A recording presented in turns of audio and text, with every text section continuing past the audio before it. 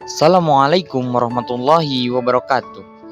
Di sini kami akan menceritakan tentang perkembangan sejarah syariat hukum Islam pada masa kenabian. Nabi Muhammad SAW lahir di kota Mekah pada hari Senin 12 Rabiul Awal pada tahun 571 kalender Romawi, 1450 tahun yang lalu. Rasulullah SAW lahir dari ibu yang bernama Aminah dan ayahnya bernama Abdullah. Tahun tersebut juga disebut sebagai tahun gajah, yakni tahun ketika pasukan gajah di bawah pimpinan Abrahah, Habasyah tengah menyerang Ka'bah. Allah Subhanahu wa Ta'ala pun menghentikan aksi mereka dengan segala kebesarannya. Burung ababil pun datang menjatuhkan batu-batu untuk mendatangkan wabah penyakit. Kisah kelahiran Nabi Muhammad SAW ini ada di dalam surat Al-Fil yang memiliki arti tahun gajah. Rasulullah SAW lahir di masa ini dan dibesarkan sebagai anak yatim karena ayahnya. Abdullah telah meninggal dunia sebelum usianya genap 3 tahun. Semasa kecilnya, akhirnya dibesarkan oleh kakeknya Abdul Muthalib. Pada saat itu, Nabi Muhammad SAW disusui oleh ibu yang bernama Halimah Sa'diyah dengan ikhlas mau menyusui Nabi Muhammad SAW meski asinya sulit keluar. Namun karena keikhlasan Halimah, Allah pun berikan belas kasihan olehnya kepadanya, karena setelah itu air susunya mengalir deras keluar.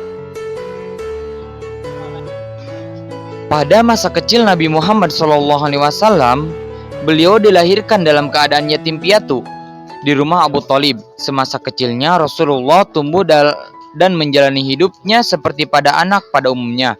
Adanya tradisi Quraisy pada zaman dahulu, pada hari ke-18 membuat ibunya harus menyembunyikan di pedalaman. Tradisi Quraisy tersebut membuat Nabi Muhammad tidak bisa merasakan kasih sayang ibunya sampai berumur 8-10 tahun. Hal ini justru membuatnya berada di dalam bawah asuhan Halimah binti Sa'diyah selama 3 tahun. Rasulullah menjadi anak yang tanggap, bersikap baik dan cerdas pada masanya. Pada masa remaja, Nabi Muhammad SAW terjaga perbuatannya yang merugikan kawan sekitarnya. Sampai suatu ketika, Nabi pun bercerita ketika 2 kali duduk saat mendengarkan pesta perkawinan di zaman jahiliyah. Allah justru menutup telinganya sampai tidur dan terbangun esoknya. Setelah itu, aku tidak pernah lagi berniat mengikuti perbuatan buruk. Hadis riwayat Tabrani. Muhammad yang menginjak usia 20 tahun di Mekah yang bertetapan peristiwa Harbul Fijar antara kabilah Quraisy melawan Qais dan Ailan. Pada saat menjelang dewasa, usia Nabi Muhammad SAW yang dewasa membuatnya semakin menekuni dunia bisnis. Nabi pun bergadang dengan kawan terbaiknya yakni Sa'ib bin Abi Sa'ib. Barulah pada saat berusia 25 tahun Rasulullah SAW menjalin kerjasama bisnis bersama wanita kaya raya yakni Siti Khadijah. Perkenalan Nabi Muhammad dengan Khadijah memang berawal dari dunia perdagangan. Namun perempuan ini biasa membiayai kafilah pedagang Mekah ke Suriah untuk nanti membagi keuntungan bersama mitranya. Hal ini menjadi alasan bagi mereka berdua dalam melakukan perjalanan dagang tersebut. Banyaknya kerugian perdagangan yang melibatkan mereka berdua membuat Khadijah merasa kian tertarik. Perempuan ini akhirnya mengutus seorang sahabatnya, Nafisah binti Umayyah, untuk menyampaikan keinginannya, yakni melamar Muhammad SAW. Muhammad pun menyampaikan kabar gembira ini kepada paman-pamannya. Salah satunya yakni Hamzah bin Abdul Muthalib lantas mendatangi rumah Khalid bin Asad dengan Muhammad untuk melamar Khadijah. Maka menikahlah mereka berdua ketika Nabi Muhammad SAW berusia 28 tahun. Sebelum menjadi Rasul, Nabi Muhammad sudah mendapatkan beberapa karunia istimewa dari Allah seperti wajahnya terlihat bersinar dan bersih. Hal ini nyatanya menjadi tanda kebesaran Allah Subhanahu wa Ta'ala yang menandakan akan datangnya Nabi terakhir dan kedudukan tertinggi sampai akhir zaman. Nabi Muhammad SAW mendapatkan sebuah mimpi. Ketika malaikat Jibril menghampirinya, Rasul pun sedang menyendiri di dalam gua Hira, tepatnya di samping Jabal Nur. Turunlah wahyu pertama yang ia bawakan dari Allah Subhanahu wa Ta'ala, yakni surah Al-Alaq ayat 1-4. Nabi Muhammad Shallallahu Alaihi Wasallam akhirnya mulai dakwahnya secara terang-terangan pada keluarga paling dekat, yaitu kalangan Bani Hashim. Hanya Ali bin Abi Thalib yang mau menerima dan memutuskan untuk beriman kepada Allah Subhanahu wa taala. Sementara Abu Thalib ikut melindungi Rasulullah sallallahu alaihi wasallam saat dakwah. Dakwah secara terang-terangan ini selalu mendapatkan pertentangan oleh kaum Quraisy, bahwa beberapa orang menuduh Nabi Muhammad sallallahu alaihi wasallam gila dan melemparkan kotoran ke tubuh Nabi sallallahu alaihi wasallam. Abu Jahal dan Abu Lahab sebagai pamannya bahkan juga ikut menentang Rasul selama berdakwah.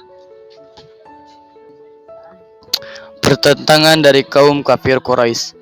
Bersama dengan kaum kafir Quraisy lainnya, Abu Jahal dan Abu Lahab menentang dakwah Rasulullah sallallahu alaihi wasallam. Keduanya bahkan sempat mengintimidasi pengikutnya agar meninggalkan Nabi sallallahu alaihi wasallam. Mereka khawatir jika ajaran dari Nabi Muhammad sallallahu alaihi wasallam hanya bisa merusak agama nenek moyang, yakni menyembah berhala. Banyak dari kaum Quraisy yang mencoba segala cara untuk membunuh Nabi Muhammad sallallahu alaihi wasallam. Mereka juga memberikan uang tebusan pada Abu Thalib agar membiarkan Rasul wafat. Rencana pembunuhan ini pun sering melibatkan orang luar agar tidak memecahkan perang saudara. Perintah berzakat dari zaman Rasulullah sallallahu alaihi wasallam. Memasuki zaman Rasulullah sallallahu alaihi wasallam, tepatnya di tahun pertama di Madinah, Nabi dan sahabatnya serta kaum muhajirin masih menghadapi usaha untuk tetap bertahan hidup. Hal ini karena tidak semua dari mereka merupakan orang berkecukupan, kecuali Utsman bin Affan. Kondisi kaum muslimin yang sudah mulai sejahtera di tahun kedua hijrah, barulah muncul perintah zakat. Nabi Muhammad sallallahu alaihi wasallam akhirnya langsung mengutus Mu'adz bin Jabal untuk menjadi qadli di Yaman. Rasul pun memberikan nasihat kepadanya agar menyampaikan pada ahli kitab tentang hal ini.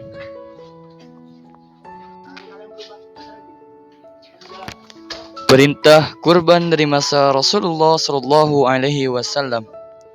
Nabi Muhammad sallallahu alaihi wasallam melaksanakan perintah kurban ketika sedang melakukan haji wada di Mina. Saat itu Rasulullah sallallahu alaihi wasallam menyembelih sebanyak 100 ekor unta. Beliau melaksanakannya sendiri pada 63 ekor, sementara sisanya ia serahkan kepada Ali bin Abi Thalib. Penyembelihan ini Nabi Muhammad SAW lakukan setelah melaksanakan sholat Idul Adha. Perintah ini pun sudah ada di dalam surah Al-Hajj ayat 36 mengenai jenis hewan yang bisa umat muslim jadikan sebagai kurban. Sebagai umat muslim juga harus mengetahui cara menyembelih dan tujuannya.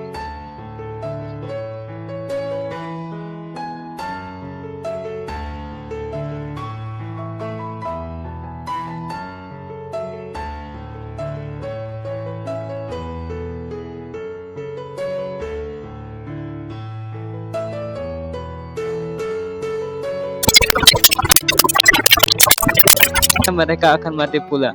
Nabi Muhammad SAW mulai sakit di bulan Safar tahun 11 Hijriah. Beliau sakit kepala dan demam hingga akhirnya membuat suhu tubuh tertinggi. Kondisi ini terjadi selama kurang lebih 2 minggu. Rasulullah akhirnya mengunjungi rumah istri-istrinya dan tiba di kondisi ini terjadi di kediaman Aisyah dengan badan sudah lemah. Untuk mengenang beliau serta nilai-nilai luhur Islam, buku Nabi Muhammad SAW Sang Pejuang Hemat oleh Muhammad Imaroh berisikan berbagai peristiwa dari sebelum beliau lahir hingga wafat. Beres, Ham?